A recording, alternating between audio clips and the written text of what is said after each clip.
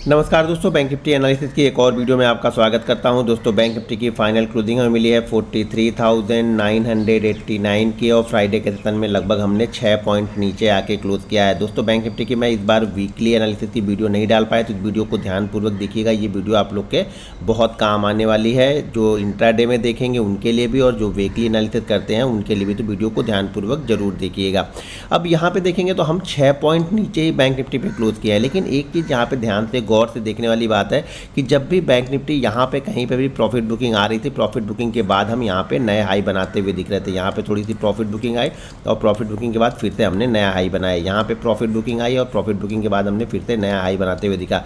यहाँ पे देखिए पहली बार ऐसा दिख रहा है कि यहाँ पे प्रॉफिट बुकिंग आई और प्रॉफिट बुकिंग के बाद हम ऊपर भी गए, लेकिन ऊपर जाने की रफ्तार देखिए बहुत स्लो थी और स्लो के साथ साथ हमने इस पिछले हाई को भी ब्रेक नहीं किया। तो यानी पहली बार ऐसा बना है कि हमने हायर हाई, यानी इस हाई कंटिन्यू, अभी तक हम क्या कर रहे थे, एक नया हाई हर बार बनाते हुए जा रहे थे। एक प्रॉफिट बुकिंग के बाद हम नया हाई बना रहे थे। इस बार हमने प्रॉफिट बुकिंग के बाद अभी भी ये नया हाई नहीं बनाया, लेकिन अच्छी बात यह है कि अभी तक हमने लो को भी ब्रेक नहीं किया। जितनी बार भी हम नया हाई बनाए, हम पिछले लो को हम रिस्पेक्ट कर रहे हैं, तो इस बार भी अभी हम पिछले लो को रिस्पेक्ट जरूर कर रहे हैं। यही हमारे लिए अच्छी बात है। लेकिन एक निगेटिव बात हमारे लिए है कि इस बार हमें यहाँ पे बायर थोड़ा ऊपर की साइड में यहाँ पे प्रॉफिट बुकिंग करते हुए दिख रहे हैं और बायर को यहाँ पे कॉन्फिडेंस नहीं आ रहा ऊपर की साइड में। जब तक बैंक निफ्टी 44,511 के ऊपर नहीं निकलेगा ना, तब तक बायर एग्रेसिव होकर यहाँ पे बाइंग नहीं करेंगे और वो वेट करेंगे और सेलर भी वेट करेंगे। सेलर भी यहाँ पे एग्रेसिव होकर सेल नहीं कर रहा है, इसलिए मार्केट नीचे नहीं आ रहा।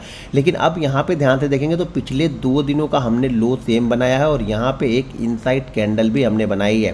तो यहाँ पे नज़र बना के रखिएगा। हो सकता है कि यहाँ के बाद अगर मार्केट इसी जोन में कहीं पे ओपन हो, ये ध्यान रखिएगा। अगर मार्केट 900 के ऊपर यानी 43,900 के ऊपर अगर मार्केट कहीं पे ओपन होता है, लेकिन 44,050 के नीचे, यानी इस 150 पॉइंट की रेंज हमारे लिए बहुत इंपॉर्टेंट है ओपनिंग के लिए मंडे के सेशन में। अगर हम इसी 150 पॉइंट की रेंज में ओपन होते हैं और ओपन होने के बाद में अगर हम 43,900 के नीचे ट्रेड करना स्टार्ट करते हैं, यानी 43,900 भी नीचे, हमें 43,933 इसके नीचे अगर हम थोड़ी देर सस्टेन कर गए, तो यहाँ पे थोड़ी सी पैनिक सेलिंग आपको दिख सकती है। जो कंटिन्यू बायर इस लेवल को होल्ड कर रहे हैं वो बायर अपना हाथ छोड़ेंगे और मार्केट नीचे की साइड में आपको आते हुए दिखेगा 43,000।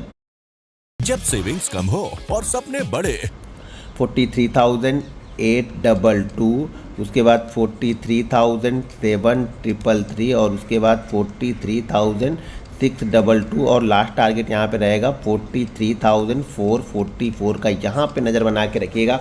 तो मुझे लगता है कि इसके बाद थोड़ी सी पैनिक सेलिंग आ सकती है, लेकिन ध्यान रखिएगा मार्केट का ट्रेंड अभी भी पॉजिटिव ही है। मार्केट का ट्रेंड निगेटिव तब होगा जब हम पिछले लो के नीचे हम ट्रेड करना स्टार्ट करते हैं या पिछले लो के नीचे हम क्लोज करना स्टार्ट करते हैं। इसीलिए मैं कंटिन्यू आप लोग से वीकली चार्ट पे बताते हुए आ रहा था या डेली चार्ट पे कि हमारे लिए इंपॉर्टेंट लेवल है 43,666। इसके नीचे ही सेलर एग्रेसिव होकर सेल करेंगे, तो यहाँ पे आपको नज़र बना के रखनी पड़ेगी 43,666 और 43,444। इसके ये दोनों लेवल हमारे लिए बहुत इंपॉर्टेंट है। ये वीकली चार्ट पे इसके नीचे की क्लोजिंग हमें बहुत वीक कर देगी और डेली चार्ट पे इसके नीचे की क्लोजिंग जो है हमें नीचे की साइड में 42,800 और 42,322 के पास तक लेके जा सकती है। तो यहाँ पे आपको नज़र बना के रखनी है और शायद इस लेवल के नीचे यानी 43,933 के नीचे ध्यान रखिएगा इस जोन में ओपन होगा तब। अगर ऐसा नहीं कि ये ओपन हो गया आपको 44,200 के ऊपर और उसके बाद यहाँ पे आ रहा तो हम एग्रेसिव होकर फिर सेलर यहाँ पे एग्रेसिव नहीं होंगे। सेलर एग्रेसिव तभी होंगे जब हम 44,000 के आसपास से लेकर के 43,933 के बीच में कहीं पे ओपन होते हैं, तो यहाँ पे वो एग्रेसिव होकर सेल कर सकते हैं, जो कि इसको लेके आ सकते हैं 43,622 और 43,444 के आसपास। तो यहाँ पे आप नज़र बना के जरूर रखिएगा। यहाँ पे अगर ध्यान से देखेंगे तो एक पैटर्न, यहाँ पे एक ट्रायंगल पैटर्न है जो ट्रेंड लाइन है। इस ट्रेंड लाइन का कंटिन्यू हम सपोर्ट ले रहे हैं और इसी ट्रेंड लाइन के आसपास आके हमने क्लोज किया है। तो ये हमारे लिए एक पॉजिटिव पॉइंट है कि हम अभी भी हमने इस ट्रेंड लाइन के ऊपर ही क्लोज किया है। लेकिन जैसे हम इस ट्रेंड लाइन के नीचे आएंगे ना, यहाँ पे एक प्रेशर आपको सेलिंग प्रेशर दिखेगा, तो यहाँ पे एग्रेसिव होके सेलर यहाँ पे एक्टिव होगा इंट्राडे में। ध्यान रखिएगा इंट्राडे में वो एग्रेसिव यहाँ पे जरूर होगा जैसे ये 900 के नीचे जाएगा। लेकिन डेली चार्ट पे इसके लिए क्लोजिंग 43,666 बहुत इंपॉर्टेंट है।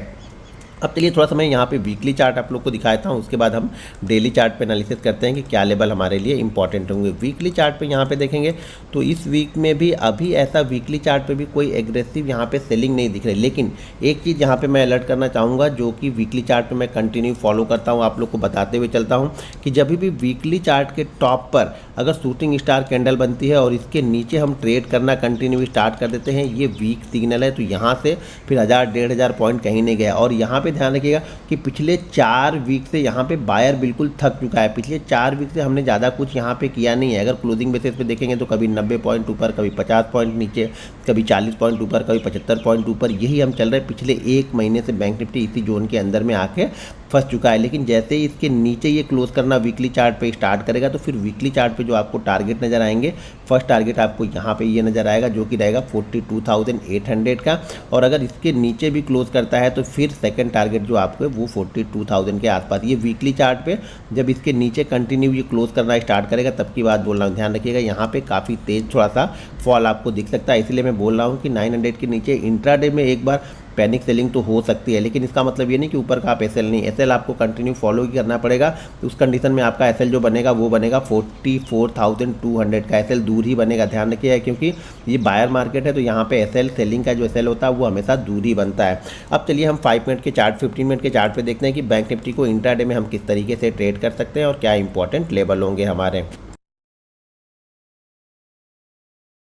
अब यहाँ पे मैंने 15 मिनट का चार्ट लगा लिया और 15 मिनट के चार्ट पे देखेंगे तो लास्ट डे यानी जो गुरुवार के सिर्फ एक्सपायरी के दिन हम यहाँ पे लो हमने लगाया। फ्राइडे के दिन हमने स्टार्टिंग इसी लो के आसपास से की और यहाँ पे आके हमने क्लोज किया है। कंटिन्यू जो सपोर्ट बन रहे थे उस सपोर्ट के नीचे हम कंटिन्यू आके क्लोज कर रहे हैं। अब आपके पास इंट्राडे में जो लास्ट यहाँ पे है वो है 43,700 के आसपास या 666 जैसा कि मैं बता रहा हूँ। तो यहाँ पे अगर मार्केट कहीं इसी जोन में ओपन हो जाता है, इस जोन में मार्केट ओपन होकर अगर इस लो को ब्रेक करता है तो यहाँ पे एक मोमेंटम दिख सकता है जो कि नीचे की साइड में आपको लेके जाएगा 43,822 और उसके बाद 43,733 और उसके बाद 43,666। तो यहाँ पे आपको नज़र बना के रखनी पड़ेगी अगर हम इसी जोन में कहीं पे ओपन होते हैं तो। अगर मार्केट गैप अप ओपन होता है, यहाँ पे 200 के आसपास, तो ध्यान रखिएगा ऊपर की साइड में ये रेजिस्टेंस है। तो यहाँ पे अगर यहाँ से मार्केट को ऊपर निकलना है ना तो मार्केट को यहाँ पे टाइम पास करना पड़ेगा। टाइम पास करने के बाद इसको ब्रेकआउट करना पड़ेगा तभी मार्केट ऊपर जाएगा। लेकिन अगर ये टाइम पास करने के बाद में यानी यहाँ पे ये टाइम बिताता है 1 घंटे 1.5 घंटे और उसके बाद भी ये ऊपर न जाके नीचे की साइड में ब्रेक डाउन करता है तो यहाँ पे एक बहुत अच्छी सेलिंग अपॉर्चुनिटी, सेलर यहाँ पे वेट कर रहे होंगे। क्योंकि लास्ट टाइम भी हमने यही किया था, यहाँ पे हम सपोर्ट ले रहे थे। लास्ट टाइम में हमने क्या किया, यहाँ तक हम गए और यहाँ पे हमने रेजिस्टेंस लिया और रेजिस्टेंस के बाद जैसे हमने ब्रेक किया यहाँ से आपको देखेंगे तो 200 से 250 पॉइंट का करेक्शन यहाँ पे आ गया। तो उसी तरीके से अगर यहाँ पे गैप अप ओपन होकर यहाँ पे मार्केट थोड़ा सा टाइम बिताता है और टाइम बिताने के बाद ये जिस साइड में निकले, ध्यान रखिएगा ऊपर की साइड में निकलेगा तो क्वांटिटी को 110 ही रखिएगा। मैं बार बार बोल रहा हूँ नीचे की साइड में अगर ब्रेक करेगा तो यहाँ पे क्वांटिटी को 130 और अगर यहाँ पे ओपन होकर ब्रेक करता है ना तो यहाँ पे देखेंगे तो सेलर बहुत तेजी से यहाँ पे नीचे की तरफ लेके जाएंगे। तो यहाँ पे काफ़ी अलर्ट रहना है। लेकिन ध्यान रखना यहाँ पे अगर ये 5-10 मिनट टाइम बिताने के बाद करेगा ना तो होगा। ऐसा नहीं कि यहाँ पे ओपन हो और ओपन होने के साथ में यहाँ पे 150-200 पॉइंट गिर गया तो आप वहाँ पे घुस जाएंगे तो वहाँ पे आप ट्रैप हो सकते हैं।